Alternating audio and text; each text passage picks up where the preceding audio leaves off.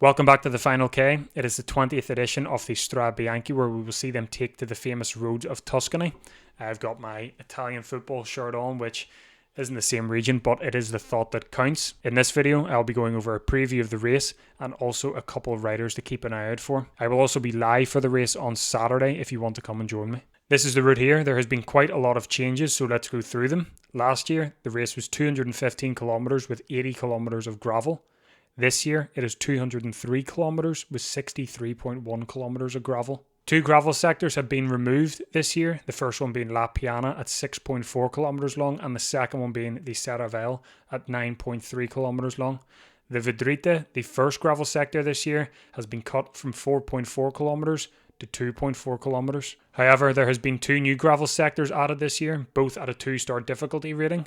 The first one being the Strada del Castagno, which is 0.7 kilometres in length, and the second one is the Monte Chiaro, which is 3.3 kilometres in length. So after all those changes, that means there are 14.5/15 gravel sectors this year. I'm saying 14.5 because one of them is 0.4 kilometres long and has a 1-star difficulty rating. I think even the race organisers are classing it as half a gravel sector. It's something like that. It says on their website. It's in Italian. I don't speak Italian, so don't come at me. But all the gravel sectors are going along the bottom of the screen if you want to see the difficulty and the length of them. So how's the race going to go? So they don't hit the first gravel sector until 10 kilometres into the race. So from about 10 kilometres into the race to 45 kilometres are the first 4 gravel sectors, or 3.5 or whatever, 3.5, 4 gravel sectors to begin with. After those 4 gravel sectors, they move on to a 20 kilometre section with no gravel.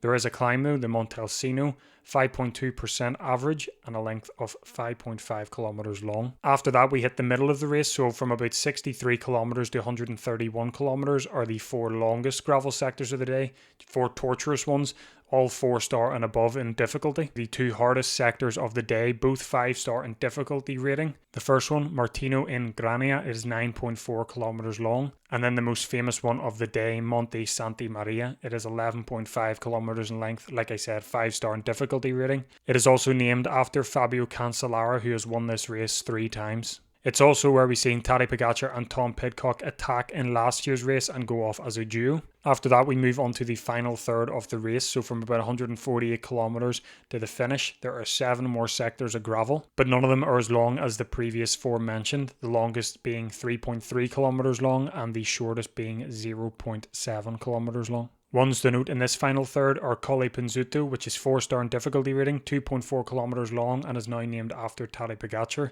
after winning his 3rd Strade Binache last year. As well as Le Tolfi, which is also 4-star in difficulty rating and 1.1 kilometres long. This is where we've seen Tadej Pogačar drop Pidcock last year. The gravel sectors finish with about 10 kilometres to go, and all the riders have to worry about now is the final climb 500 metres to the line. It's the famous Via Santa Caterina in Siena, averages at 10% and maximums of 16. It is where we've seen Wout van Aert and Del Toro battle it up in the Giro d'Italia at the end of stage 9.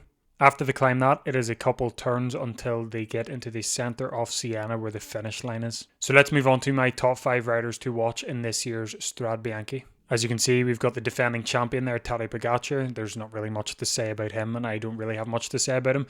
He's defending champ. I guess you could ask, is he going to win it for a 3rd time in a row? The answer to that is most likely. But anyway, let's move on to cyclist number 1.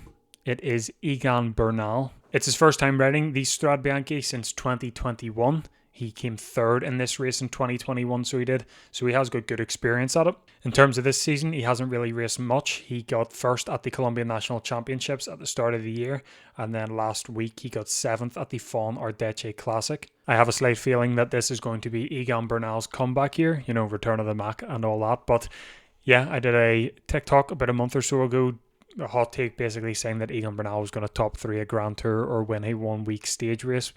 Don't know if that's going to come true, but I do genuinely think he is on a comeback. Last year he did well in the Giro. He showed a few spells at the Vuelta, winning a stage that was massive, although it was cut in half a bit. But I think this year is going to be the comeback year of Egan Bernal, so keep an eye on him in the Strade Binache. Next up is the 19-year-old wonder kid Paul Sexas. What words can even describe how well he's doing this season? He got a win at the Volta Algarve against Juan Ayuso, got 2nd in the GC at that as well. He also won the Fon Ardeche Classic, taking 1 minute and 48 seconds out of Matteo Jorgensen, Lenny Martinez and Jan Christen. This kid is something special. What he did in that Fawn Ardetje Classic is unheard of. Like, that is Pogačar levels, and he's only 19. So there is a lot of expectations on him for the rest of this season because of that.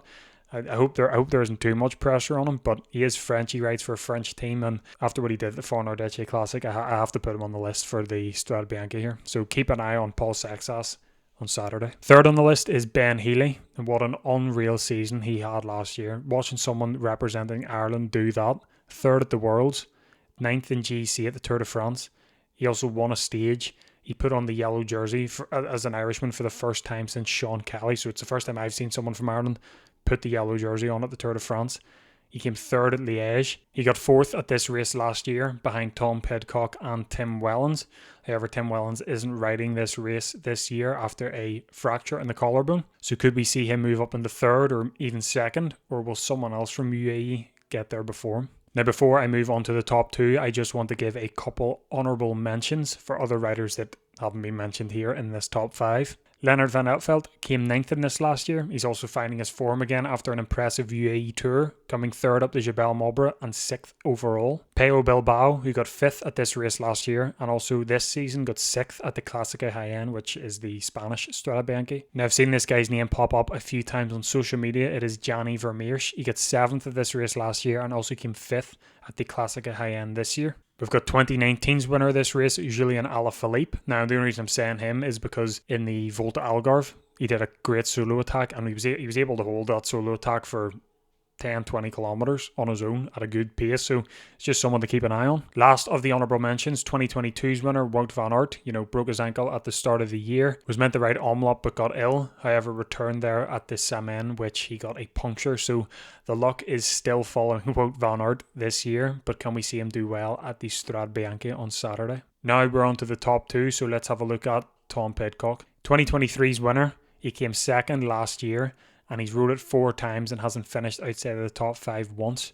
So as the trend shows, he is going to finish in the top 5 this year. As for this year's results, he got 2nd at the Clásica Jaén behind Tim Wellens, and then he got his first win of the year on the last stage at the Volta Andalucía. But the big main question is, if Tadej Pogačar attacks, will Tom Pidcock be able to hold on to his wheel? And then the last rider to watch at this year's Strade Binache is Del Toro. He got 33rd at this race last year, however the 22-year-old superstar from Mexico has done nothing but win since. He came 2nd in stage 9 of the Giro d'Italia last year. This stage finished up the same climb into Siena. It was also the stage where we seen him put on the Maya Rosa for the first time. As for this year, he's already on fire with 2 very impressive wins at the UAE Tour. He also got the GC at the UAE Tour, and in general, he is just a different breed. Something to note for Del Toro is that he is riding the Tirreno Adriatico on the Monday, so could we maybe see him back off and not go as hard and end up working as a teammate for Pogačar instead of trying to place on the podium? Or do you think we will see him go full gas with Pogačar and go for the 1-2? So those are my 5 riders to watch for this year's Strade Binache. As for what I think is going to happen, I think we're going to see Pogačar and Del Toro attack on the Monte Santa Maria. A few people will go with them, Pidcock, Healy maybe, who knows, but in the end no one will be able to hold their wheel and they will ride off into the sunset together. In the end, UAE will get a 1 and 2. Pogačar will win it for a 4th time and he will win it for a 3rd time in a row, getting the hat-trick. So what do you think is going to happen at this year's Strade Binache? Do you think Pogačar will get the hat-trick, or do you think someone else will ruin his party? Thanks for watching. If you did enjoy, don't forget to like and subscribe. I do appreciate it. Thanks for watching The Final K, and all the best.